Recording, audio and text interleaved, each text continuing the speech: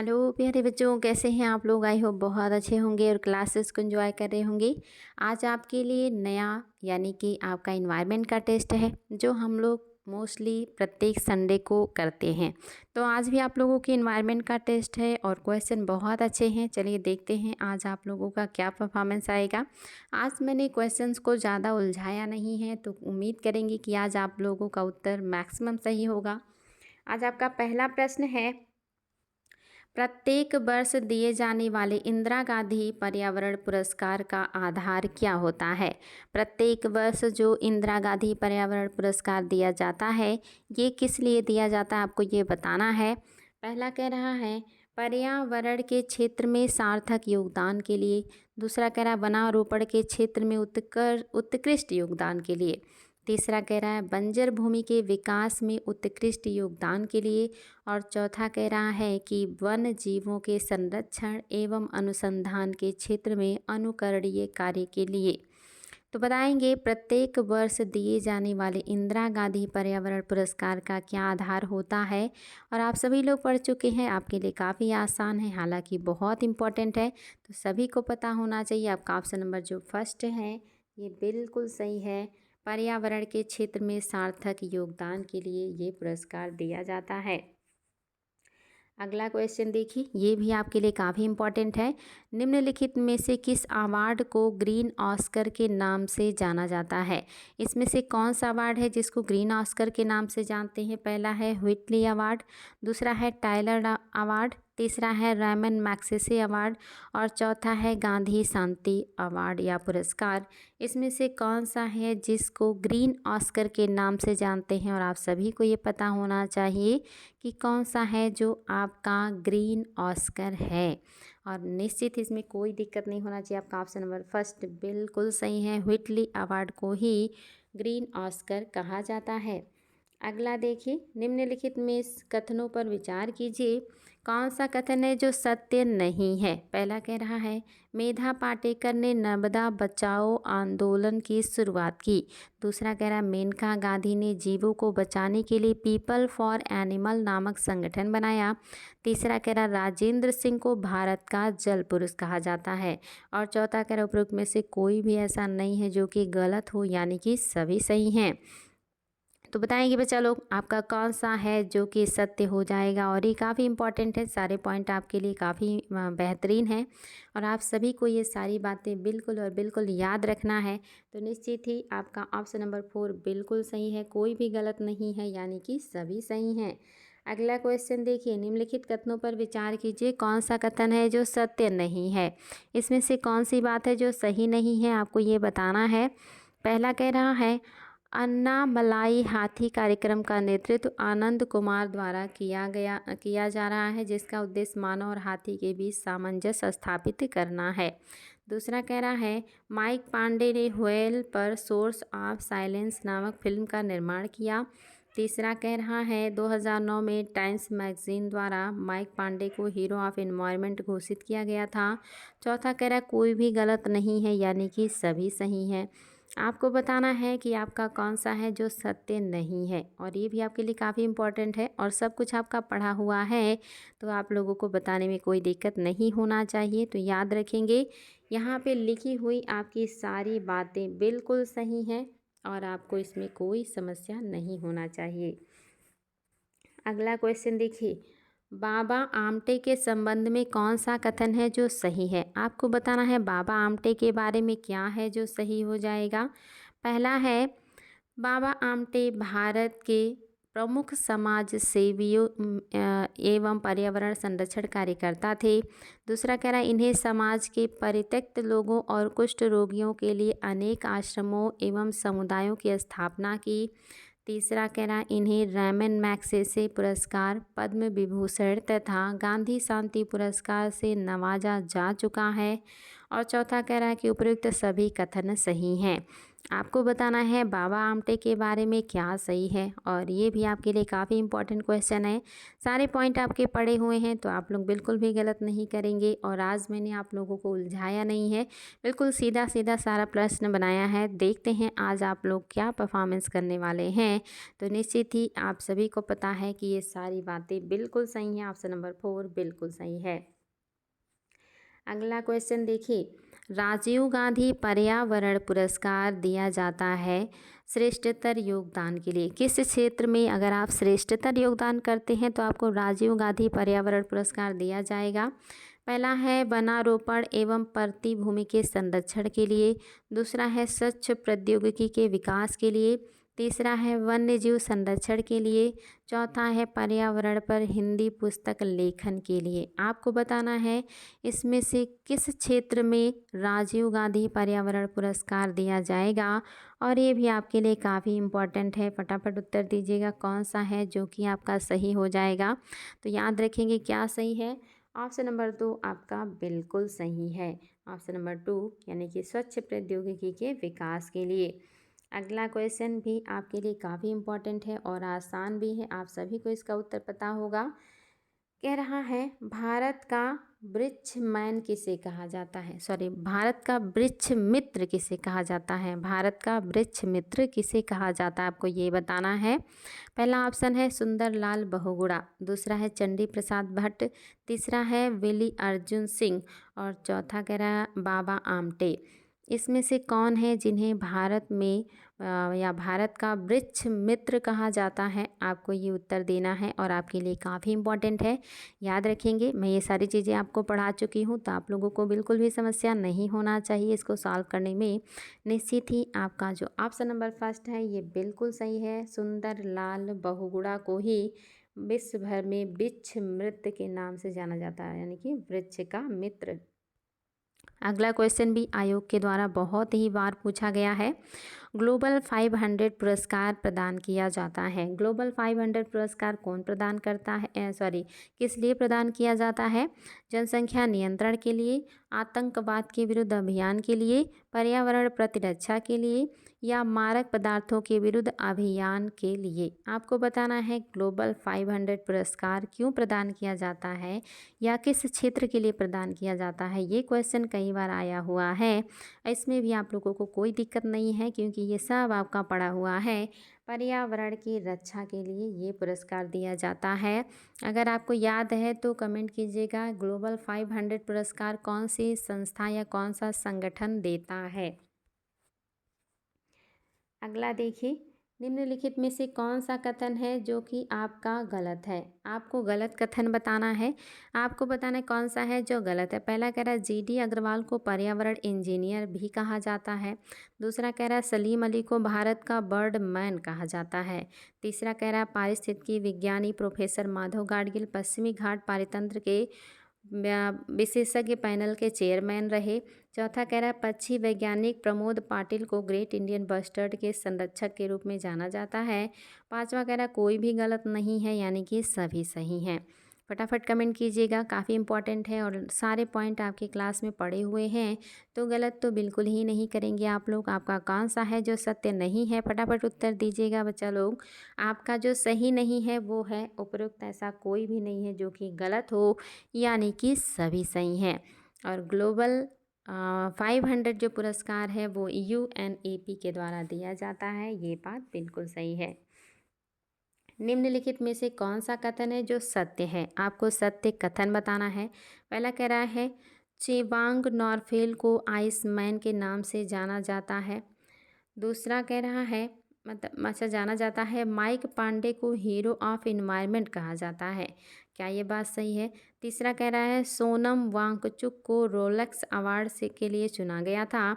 चौथा कह रहा है जाधव मोलाई पेंग को फॉरेस्ट मैन ऑफ इंडिया के नाम से जाना जाता है। और लास्ट कह रहा है कि सभी कथन सही हैं। आपको बताना है कौन सी बात है जो सही है, और आपके लिए काफ़ी आसान है क्योंकि सब कुछ आपका पढ़ा हुआ है। कुछ भी ऐसा नहीं है जो मैंने क्लास में आपको ना पढ़ाया हो। तो निश्चित ही बच्चा लोग आप सभी को इसका उत्तर पता है कि इसमें लिखी हुई सारी बातें बिल्कुल सही हैं, कोई भी गलत नहीं है, यानी कि सारी बातें एकदम एकदम सत्य हैं। अगला क्वेश्चन देखिए, यदि आप घड़ियाल को उसके प्राकृतिक आवास में देखना चाहते हैं तो आप निम्नलिखित में से किस स्थान पर जाना सबसे सही समझेंगे। यानी कि अगर आप घड़ियाल को उसके प्राकृतिक आवास में देखना चाहते हैं तो आपके लिए सबसे सही कौन से प्लेस पे जाना होगा, आपको ये बताना है। और ये भी आपके लिए काफ़ी इम्पॉर्टेंट है और आसान भी। पहला कह रहा है भीतरकणिका मैंग्रोव, दूसरा कह रहा है चंबल नदी, तीसरा कह रहा है पुलिकट झील और चौथा कह रहा है दीपर झील। आपको बताना इसमें से कौन सा क्षेत्र है जहां आप घड़ियाल को उसके प्राकृतिक आवास में देख सकते हैं। और ये भी आपका पड़ा हुआ है, निश्चित ही कोई दिक्कत नहीं होगा आपको ये सॉल्व करने में। हालांकि ये IAS 2017 में आया हुआ क्वेश्चन है और PCS में भी ये क्वेश्चन आया हुआ है। तो क्या हो जाएगा आपका, चंबल नदी में आप घड़ियाल को देख सकते हैं अगर आप घड़ियाल को देखना चाहते हैं। ये उसका प्राकृतिक आवास में से एक है। नेक्स्ट देखिए, भारत में वन के प्रकारों पर आधारित वन क्षेत्र संबंधित कथनों पर विचार कीजिए, कौन सा कथन है जो सही है। आपको भारत के वन प्रकारों के बारे में क्या सही है ये बताना है। पहला कह रहा है भारत के पश्चिमी घाट तथा उत्तर पूर्वी राज्यों में सदाबहार वन पाए जाते हैं। दूसरा कह रहा है भारत में आर्द्र पर्णपाती क्षेत्र कुल वन क्षेत्र का 15% है। तीसरा कह रहा है सघन वनों वाले राज्यों के अंतर्गत मध्य प्रदेश का स्थान अग्रणी है। और चौथा कह रहा है उपरोक्त सभी कथन सत्य हैं। आपको बताना है कौन सी बात है जो आपके भारतीय वन क्षेत्र के बारे में सही हो जाएगा। और ये भी आपके लिए काफ़ी इम्पोर्टेंट है, निश्चित ही बच्चा लोग आप लोगों को कोई दिक्कत नहीं होना चाहिए कौन सा है जो आपका सही हो जाएगा। तो याद रखेंगे यहाँ पे लिखी हुई सभी बातें बिल्कुल सही हैं, उपयुक्त सभी कथन आपके सही हो जाएंगे। अगला देखिए, निम्नलिखित राज्यों में से किस में सिंहपुच्छ बानर प्राकृतिक आवास में नहीं देख सकते हैं। आपको बताना है इनमें से किस राज्य में आप शेर जैसे पूंछ वाले बंदर को उसके प्राकृतिक आवास में नहीं देखेंगे, वो कौन सा राज्य होगा। पहला है तमिलनाडु, दूसरा है कर्नाटक, तीसरा है केरल और चौथा है आंध्र प्रदेश। बताएंगे कौन से राज्य में आपको शेर जैसे पूंछ वाला बंदर देखने को नहीं मिलेगा। तो याद रखेंगे बिल्कुल बहुत आसान है, कॉमन सेंस का है, निश्चित ही जो पश्चिमी घाट पे नहीं होगा वहाँ पे ये बंदर देखने को नहीं मिलेगा। तो कौन सा हो जाएगा, आंध्र प्रदेश आपका सही आंसर है, बिल्कुल सही। नेक्स्ट देखिए, निम्नलिखित में से कौन सा युग्म सही सुमेलित नहीं है। जो सही सुमेलित नहीं है आपको वो बताना है। कह रहा है चिंकारा, क्या यह भारतीय मरुस्थल में पाया जाएगा। दूसरा कह रहा है फ्लाइंग गिलहरी, क्या ये पूर्वी घाट में देखने को मिलेगा। तीसरा कह रहा है टूना चेस्टनट, क्या यह उत्तर पूर्वी क्षेत्र में मिलेगी। तीसरा और चौथा कह रहा है एशियाई शेर या एशियाटिक शेर, क्या ये गिरी के क्षेत्र में मिलेगा।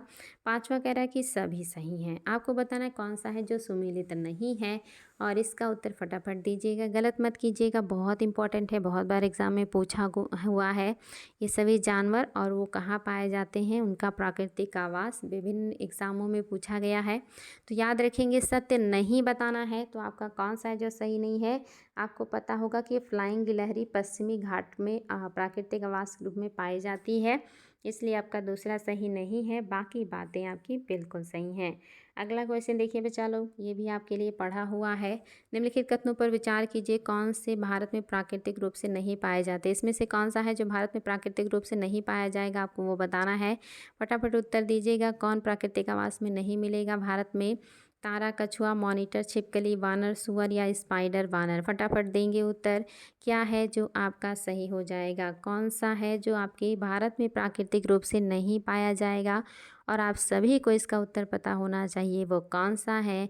तो निश्चित ही याद रखेंगे कौन हो जाएगा, तारा, कछुआ, मॉनिटर, छिपकली, वामन, सुअर और स्पाइडर वानर में आपका स्पाइडर वानर प्राकृतिक रूप से भारत में नहीं पाया जाता है।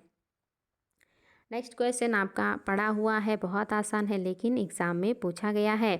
कौन सा इसमें से मांसाहारी पौधे का उदाहरण है, आपको ये बताना है। पहला कह रहा है वीनस फ्लाई ट्रैप और घटपर्णी पादप। दूसरा कह रहा है अमरबेल और रेफ्लेसिया। तीसरा कह रहा है चंदन ब्रिज और घटपर्णी। चौथे में कह रहा है पीचर प्लांट और अमर बेल। बताएंगे कौन सा है जो कि आपका मांसाहारी पौधा है। और आप लोगों ने क्लास में पढ़ा था कि आपके सनड्यू, वीनस फ्लाई ट्रैप, घटपर्णी पादप जिसको पीचर प्लांट कहते हैं, ये क्या हैं, ये सब आपके कीट मच्छी पौधे हैं या ये मांसाहारी पौधे माने जाते हैं। अगला क्वेश्चन देखिए, कौन सा कथन है जो सत्य नहीं है? जो सत्य नहीं है वो आपको बताना है। पहला कह रहा है, IUCN द्वारा रेड डाटा बुक का प्रकाशन वैश्विक प्रजाति कार्यक्रम तथा प्रजाति उत्तरजीविता आयोग के साथ मिलकर किया जाता है। दूसरा कह रहा है, IUCN की लाल सूची में प्रजातियों की स्थिति के अनुसार कुल 8 श्रेणियों में रखा जाता है। तीसरा कह रहा है, रेड डाटा बुक में वनस्पति जंतु प्रजातियों को सम्मिलित किया जाता है। चौथे में कह रहा है, IUCN का मुख्यालय स्विट्जरलैंड में स्थित है। पाँचवा कह रहा है, कोई भी गलत नहीं है, यानी कि सभी सही हैं। आपको बताना है IUCN के बारे में कौन सी बात है जो सत्य नहीं है, और ये सारी बातें आपकी पढ़ी हुई हैं, तो चलो गलत नहीं करेंगे, फटाफट उत्तर दीजिएगा कि कौन सा है जो कि आपका सत्य नहीं है। तो आप सभी को इसका उत्तर बिल्कुल और बिल्कुल पता होना चाहिए कि आपका जो सही नहीं है वो है आपका ऑप्शन नंबर 2, ये सही नहीं है, क्योंकि ये कुल 9 श्रेणियाँ जारी करता है। मैंने कहा था भारत की जो है वो 6 श्रेणियाँ हैं जो संरक्षण देता है, और इसका सेम उल्टा 9 श्रेणी आपके IUCN का है जिसके तहत ये संरक्षण देता है। अगला क्वेश्चन देखिए, भारत में पाए जाने वाले स्तनधारी ड्यूगोंग के संदर्भ में कौन सा कथन है जो सत्य नहीं है? आपको बताना है ड्यूगोंग के बारे में क्या सही नहीं है। पहला कह रहा है, यह एक शाकाहारी समुद्री जानवर है। दूसरा कह रहा है, यह भारत के पूरे समुद्र तट के साथ साथ पाया जाता है। तीसरा कह रहा है, इसे वन्यजीव अधिनियम 1972 की अनुसूची फर्स्ट के अधीन विधिक संरक्षण दिया गया है। और चौथा कह रहा है कि उपरोक्त में से कोई भी गलत नहीं है, यानी कि सभी सही हैं। फटाफट बताएंगे बच्चा लोग कौन सा है जो आपका सही नहीं है ड्यूगोंग के बारे में। और ये भी IAS का क्वेश्चन है, काफ़ी इंपॉर्टेंट है, छोटे एग्जाम भी पूछे गए हैं, तो इसमें आप लोग को कोई दिक्कत नहीं होना चाहिए। मैंने आप लोगों को पढ़ाया था, जो सही नहीं है वो ऑप्शन नंबर आपका 2 सही नहीं है, क्योंकि ये बंगाल की खाड़ी, कच्छ के रण में, मन्नार की खाड़ी में, इन क्षेत्रों में पाया जाता है, पूरे तट क्षेत्र में नहीं पाया जाता है। निम्नलिखित में से कौन सा क्रिया नाइट्रोजन की मात्रा मृदा में नहीं बढ़ाती है? किस क्रिया से नाइट्रोजन की मात्रा आपकी मृदा में नहीं बढ़ेगी? आपको उस क्रिया को बताना है, किस क्रिया के द्वारा नाइट्रोजन की मात्रा आपकी मृदा में नहीं बढ़ेगी। पहला कह रहा है जंतु द्वारा यूरिया का उत्सर्जन। दूसरा कह रहा है मनुष्य द्वारा कोयले का जलाना। तीसरा कह रहा है वनस्पति की मृत्यु। और चौथा कह रहा है उपरोक्त में से ऐसा कोई भी नहीं है जो ना हो, यानी कि सभी हैं। बताएंगे कौन सा आपका वर्क है जिसके द्वारा मिट्टी में नाइट्रोजन की मात्रा नहीं बढ़ेगी। तो निश्चित ही आप सभी को पता है, अगर मनुष्य कोयला जलाएगा तो इससे जो भी गैसें निकलेंगी वो सारे कहाँ जाएंगी? वो सब आपके इन्वायरमेंट जाएंगी। इससे नाइट्रोजन की मात्रा मिट्टी में नहीं बढ़ती है। अगला क्वेश्चन देखिए, निम्नलिखित भारतीय पक्षियों में से कौन से अत्यधिक संकटापन्न किस्म के हैं? इसमें से कौन सा पक्षी है जो अत्यधिक संकटापन्न किस्म का पक्षी है, आपको ये बताना है। और ये भी काफ़ी इंपॉर्टेंट है, कई बार एग्जाम में आया हुआ है। पहला कह रहा है गोल्डन ओरियोल। दूसरा कह रहा है ग्रेट इंडियन बस्टर्ड। तीसरा कह रहा है इंडियन फैंटेल पिजियन। और चौथा कह रहा है इंडियन सनबर्ड। और आप सभी को पता होगा कि कौन सा है जो गंभीर रूप से अत्यंत संकटग्रस्त है। आप लोगों को पढ़ाई हूँ मैं, जब मैंने पढ़ाया था IUCN की सूची, उसमें मैंने बताया था ग्रेट इंडियन बस्टर्ड आपके सूची 1 में आता है, यानी कि अत्यंत संकटग्रस्त है ये। नेक्स्ट देखिए, कीट भक्षी पौधे जिस रेती में उगते हैं उसमें कमी रहती है, यानी कि जहाँ पे आपके जिस मृदा में कीट भक्षी पौधे उगते हैं उसमें किसकी कमी रहती है? आपको बताना है कीट भक्षी पौधे जिस मृदा में उगते हैं उसमें किसकी कमी होती है। सभी को पता है कि इसमें किसकी कमी होगी, मैग्नीशियम, कैल्शियम, नाइट्रोजन और जल। तो निश्चित ही आप लोग को पढ़ाई हूँ कि दलदली क्षेत्रों में ही ये उगते हैं, वहाँ पे जो पोषक तत्व होते हैं वो छन छन के नीचे चले जाते हैं, जिससे सबसे ज़्यादा नाइट्रोजन की कमी होती है। और इसी की पूर्ति करने के लिए पौधे कीटों का भक्षण करते हैं। ऑप्शन नंबर 3 आपकी बिल्कुल सही है। कथनों पर विचार कीजिए, कौन सा कथन है जो सही है, आपको सत्य कथन बताना है। पहला कह रहा है अंडमान व निकोबार द्वीप में लवण जल मगर पाया जाता है। दूसरा कह रहा है मालाबार क्षेत्र में के पश्चिमी घाट में श्रू और टैपीर पाए जाते हैं। तीसरा कह रहा दोनों बातें सही हैं और चौथा कह रहा कोई भी ऐसा नहीं है कि जो कि सही हो, यानी कि सभी गलत हैं। आपको यहाँ पे बताना था कि कौन सी बात है जो कि सत्य है, सत्य कथन बताना है और ये भी आपके लिए इम्पॉर्टेंट है। हालांकि ये सारी चीज़ें मैं क्लास में पढ़ाई हूँ तो आप लोगों को इसको सॉल्व करने में बिल्कुल भी दिक्कत नहीं होना चाहिए बच्चा लोग। तो याद रखेंगे आपका जो सत्य नहीं है वो कौन सा है, वो आपका ऑप्शन नंबर जो 2 है ये सही नहीं है, क्योंकि जो आपके श्रू हैं और टैपीर हैं ये हिमालय क्षेत्र में पाए जाते हैं। ये कह रहा है कि ये पाए जाते हैं मालाबार में, और ये इसीलिए क्या हो गया, गलत हो गया कि पश्चिमी तट और मालाबार में नहीं पाए जाते हैं। अगला क्वेश्चन देखिए, जैव विविधता निम्नलिखित माध्यमों द्वारा मानव अस्तित्व का आधार बनाती है। किसके द्वारा जैव विविधता मानव का आधार बनाती है, आपको ये बताना है और ये भी आपके लिए काफ़ी इम्पॉर्टेंट है। आपके सामने हैं ऑप्शंस और यहाँ पे मैं आपको एक ऑप्शन और दे रही हूँ सभी। आप बताइए, पहला कह रहा है मृदा निर्माण, दूसरा कह रहा है मृदा अपरदन की रोकथाम, तीसरा कह रहा है अपशिष्टों का चक्रण और नेक्स्ट कह रहा है स्वपरागण। आपको बताना है कि इसमें से कौन सा काम है जो जैव विविधता के द्वारा मानव को आधार प्रदान करता है। पांचवा कह रहा है ये सभी। बहुत ही इंपॉर्टेंट क्वेश्चन है बच्चा लोग, याद रखिएगा। आयोग के द्वारा पूछा गया है कि कौन सी प्रक्रिया मानव आधार माना जाता है जैव विविधता के द्वारा, जैव विविधता किस तरह से मानव का आधार है। तो ये सारी बातें बिल्कुल ही सही है। मृदा निर्माण भी करती है जैव विविधता, मृदा अपरदन का रोकथाम भी करती है, अपशिष्ट का पुनर्चक्रण भी करती है और सूर्य परागण भी करती है। सारी बातें बिल्कुल सही हैं, कोई मतलब जो है दम नहीं है। काफ़ी आसान और अंडरस्टैंडिंग का था। नेक्स्ट देखिए, निम्नलिखित कथनों पर विचार कीजिए, कौन सा कथन है जो असत्य है। आपको असत्य कथन बताना है। पहला कह रहा प्रजातियों की संख्या में वृद्धि से खाद्य श्रृंखला अधिक जटिल हो जाती है। दूसरा कह रहा है कि जटिल खाद्य श्रृंखला जैव विविधता हेतु हानिकारक होती है। तीसरा कह रहा है उष्णकटिबंधीय वर्षा वनों में जैव विविधता अधिक होती है। और चौथा कह रहा है कि कोई भी असत्य नहीं है, यानी कि सभी सही हैं। काफ़ी आसान है, अंडरस्टैंडिंग का है और एग्ज़ाम में आए हुए सारी क्वेश्चन हैं और सब कुछ आपका पढ़ा हुआ भी है। तो मैंने आप लोग को पढ़ाया था कि जब खाद्य श्रृंखला बहुत जटिल होती है तो ये जैव विविधता के लिए बहुत ही उपयोगी होती है, हानिकारक नहीं होती बल्कि अच्छी होती है। तो केवल और केवल आपका दूसरा सही नहीं है, बाकी बातें बिल्कुल सही हैं। जैव विविधता में परिवर्तन होता है। जैव विविधता में क्या परिवर्तन होता है? भूमध्य रेखा की तरफ बढ़ती है, भूमध्य रेखा की तरफ घटती है, पृथ्वी पर एक समान रहती है या ध्रुवों की तरफ बढ़ती है। बताएंगे क्या है जो जैव विविधता के परिवर्तन के बारे में आपका सही है। तो याद रखेंगे क्या सही है, तो आपका केवल और केवल पहला सही है, भूमध्य रेखा की तरफ जैव विविधता बढ़ती है।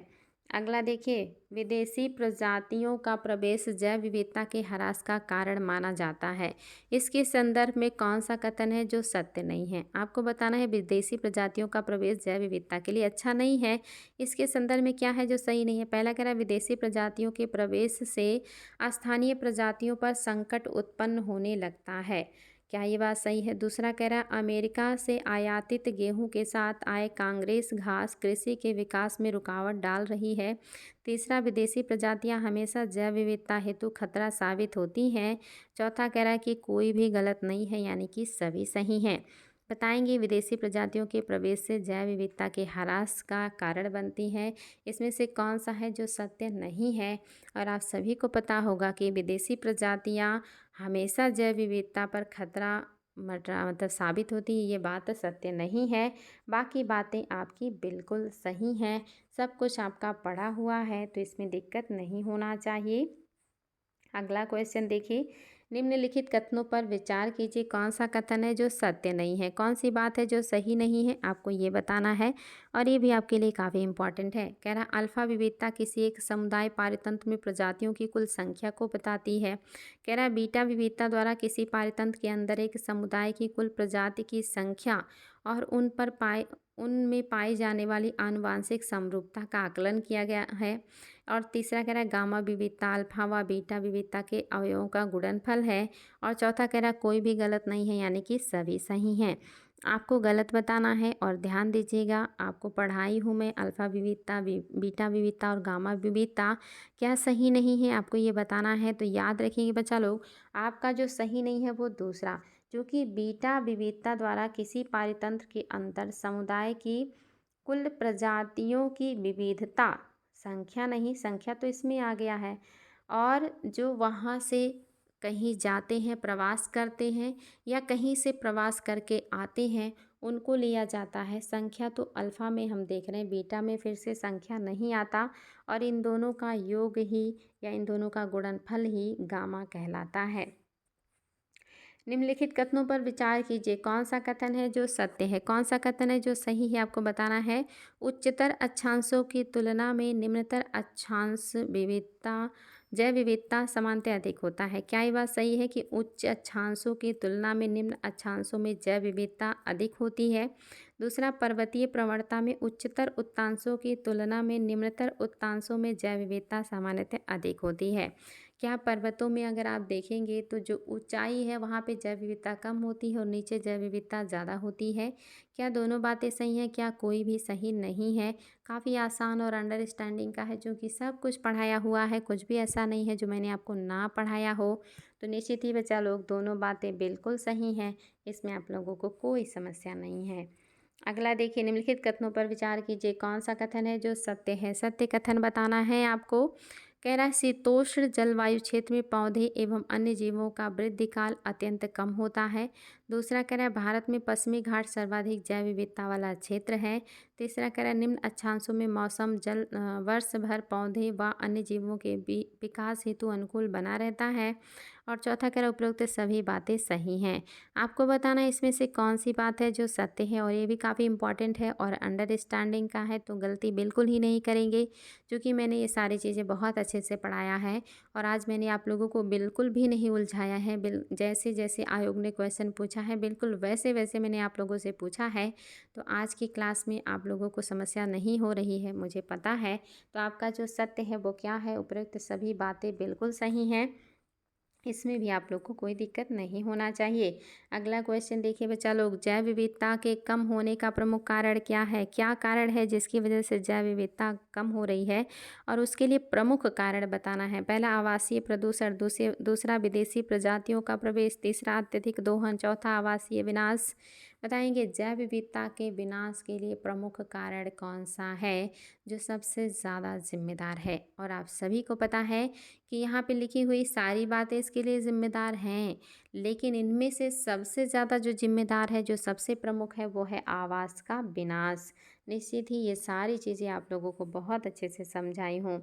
आज का सेकंड लास्ट क्वेश्चन, जैव विविधता का सबसे महत्वपूर्ण पहलू क्या है? जैव विविधता का सबसे महत्वपूर्ण पहलू क्या है बच्चा लोग? फटाफट उत्तर दीजिएगा। भोजन, औषधि, औद्योगिक उपयोग या पारितंत्र का निर्वाह। बताएंगे क्या है जो आपका जैव विविधता का सबसे महत्वपूर्ण पहलू है, आपको ये बताना है।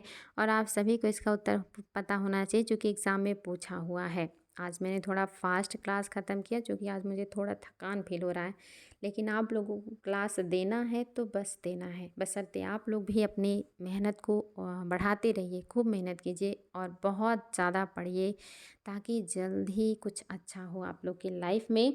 तो इसमें जो सही है वो आपका ऑप्शन नंबर 4 बिल्कुल सही है। पारितंत्र का निर्वाह, पारिस्थितिकी तंत्र का निर्वाह करने का काम जैव विविधता का सबसे महत्वपूर्ण पहलू है। बाकी चीज़ें भी देता है, भोजन भी देता है, औषधि भी देता है, औद्योगिक उपयोग के लिए भी हमारे लिए बहुत ज़रूरी है, लेकिन सबसे ज़्यादा ज़रूरी है पारितंत्र को टिकाऊ बनाने के लिए, पारिस्थितिकी तंत्र को स्थिर बनाने के लिए।